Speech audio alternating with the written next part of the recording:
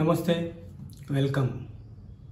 ముందుగా మీ అందరికీ దాసరి నారాయణరావు గారి జన్మదిన శుభాకాంక్షలు, దర్శకుల దినోత్సవ శుభాకాంక్షలు.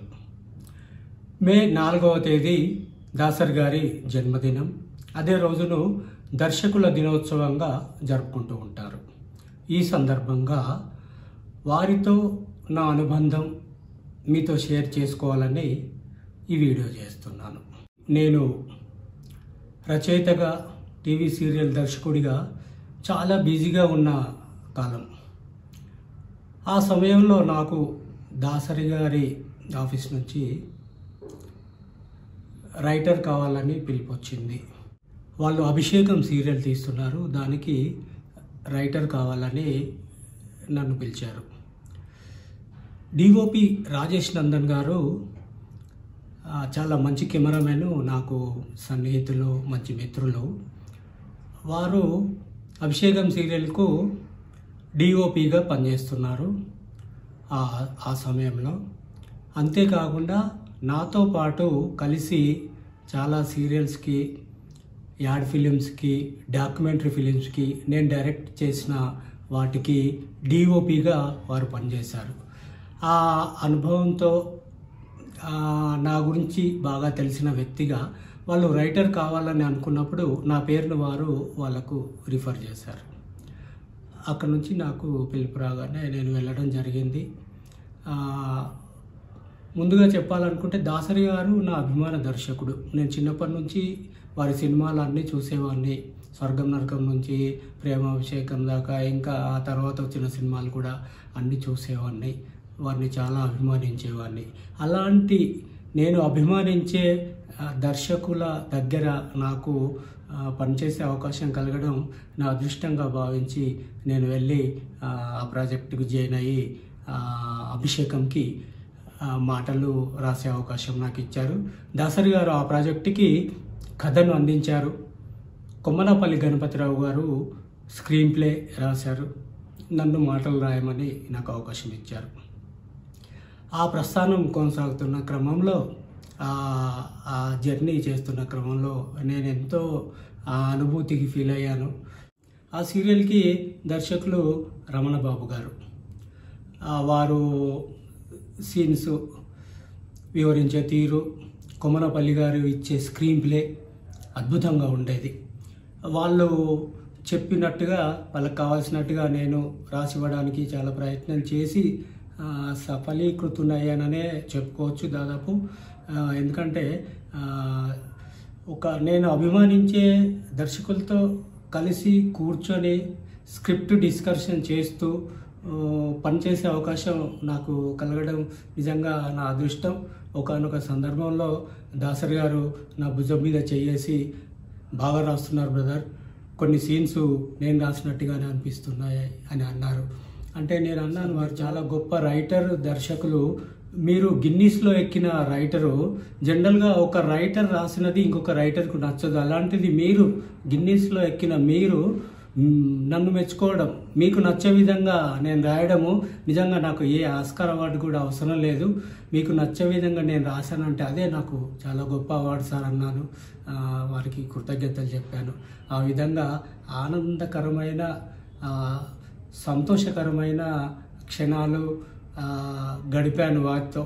ఆ అనుభూతిని, ఆ అనుభవాన్ని మీతో షేర్ చేసుకుంటున్నందుకు నాకు చాలా ఆనందంగా ఉంది. రాజేష్ నందన్ గారు మంచి ప్రేమింగ్ తెలిసిన, మంచి టాలెంట్ ఉన్న కెమెరామెన్. దర్శకులు రమణబాబు గారు కూడా మంచి టాలెంట్ ఉన్న వ్యక్తిగా. దాసరి గారి శిష్యులు అంటే ఎలా ఉంటారో మనం ప్రత్యేకంగా చెప్పనవసరం లేదు. తర్వాత దాసరి గారు వారు ఇక పెద్ద మహామహులు. ఇలాంటి అందరితో పాటు నిర్మాత గురించి చెప్పుకోవాలి. తాండవ కృష్ణ గారు చాలా మంచి వ్యక్తి. ప్రాజెక్టు బాగా రావాలనే తపన తప్ప వారికి ఇంకో ధ్యాస ఉండేది కాదు షూటింగ్లో ఉన్నప్పుడు. వీళ్ళందరితో కలిసి పనిచేసే అనుభవం, ఆ అనుభూతి నాకు చాలా ఆనందాన్ని ఇచ్చింది. తాండవ కృష్ణ గారు నిర్మాత అయి ఉండి కూడా వారొకసారి ఒక సందర్భంలో వారు వచ్చినప్పుడు నేను లేచి నిలబడితే అదేంటండి పెద్దవారు గురువుగారు మీరు అలా నిలబడడం కరెక్ట్ కాదు, మీరు కూర్చోండి అని చెప్తే నాకు చాలా వారిచ్చే గౌరవానికి నేను తట్టుకోలేకపోయాను. అంతటి గౌరవం అంటే ఒక రైటర్ అంటే ఒక సరస్వతిలాగా చూసేవాళ్ళు. అలాంటి కాంపౌండ్లో అలాంటి వ్యక్తుల మధ్య పనిచేసినందుకు నేను చాలా గర్వంగా ఫీల్ అవుతున్నాను. అంతేకాకుండా చాలా కష్టపడి పనిచేయాల్సి వచ్చింది. దాసరి గారి దగ్గర ప్రూవ్ చేసుకోవాలని వారిని నేను ఆవాహన చేసుకొని దానికి మాటలు రాశాను. చాలా సందర్భాల్లో అంటే వారికి అప్పుడు ఆ టైంలో బ్యాంకింగ్ లేవు, ఎపిసోడ్స్ ఎప్పటికప్పుడు చేసి పంపించే పరిస్థితి నెలకొంది. అప్పుడు ఆ సమయంలో ఒక్కోసారి నేను అక్కడే ఉండి వారం రోజుల పాటు అక్కడే ఉండి నాకు గెస్ట్ హౌస్ ఇచ్చారు, ఏసీ రూమ్ ఇచ్చారు, అన్ని సౌకర్యాలు అన్నీ కల్పించారు. ఎందుకంటే నేను అప్పుడు దిల్సుఖ్ నగర్ దగ్గర సరూర్ నగర్లో ఉండేవాడిని. అంత దూరం మీరు వెళ్ళవడానికి ప్రయాణానికే చాలా టైము పోతుంది. ఆ టైము మీరు రాయడంలో కేటాయిస్తే బాగుంటుంది, మీకు మేము అన్ని సౌకర్యాలు ఇస్తామని ఇచ్చారు, ఏసీ రూమ్ ఇచ్చారు, అన్నీ ఇచ్చారు. నేను అది సద్వినియోగం చేసుకున్నాను. అలా రాస్తున్న తరుణంలో ఒక్కొక్కసారి అయితే 1 వీక్ ఒకసారి ఇంటికి వచ్చేవాడిని. ఆ టైంలో ఒక్కొక్కసారి సెట్లో కూర్చొని రాయాల్సిన పరిస్థితి కూడా ఉండేది. ఒక పేపర్ రాయగానే ఆ పేపర్ తీసుకొని వాళ్ళు షూటింగ్ చేసేవాళ్ళు, ఇంకొక పేపర్ నేను రాస్తుండేవాడిని. ఆ పేపర్ షూటింగ్ అయిపోగానే అంటే సీన్ మొత్తం రాయకుండానే షూటింగ్ జరిగిపోతూ ఉండేది. అంత ఒక విచిత్రమైన ఒక అనుభూతి అది. ఎప్పుడు ఎక్కడ ఎవరు అనుభవించని అనుభూతిని నేను అనుభవించాను.